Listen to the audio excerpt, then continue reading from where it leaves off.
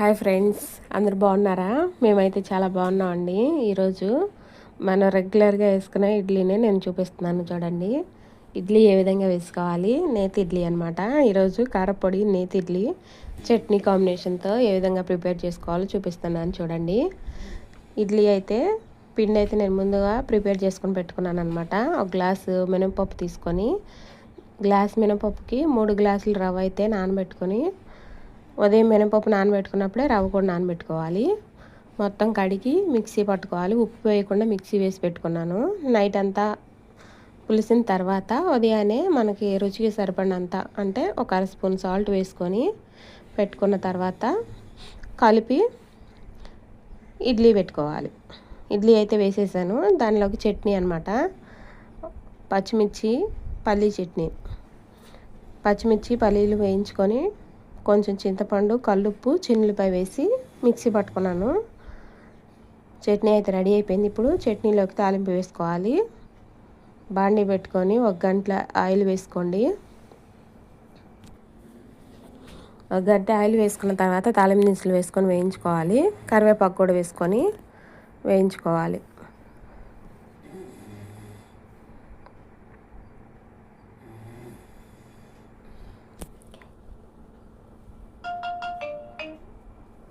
కరివేపాకు కూడా వేసుకొని వేయించుకొని మనం ముందుగా రెడీ చేసుకున్న చట్నీలో తాలింపు వేసుకోవాలి.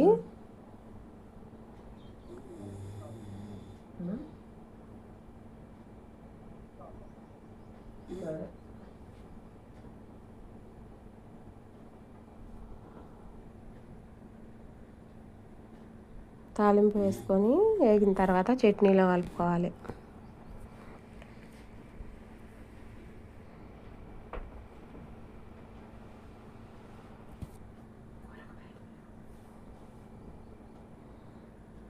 ఎంతో రుచిగా ఉండే మనకి టిఫిన్స్లోకి, దోశలో కానీ, ఇడ్లీ కానీ, వేటిలోకైనా టేస్ట్ బాగుంటుంది. ఈ విధంగా చట్నీ ప్రిపేర్ చేసుకోండి.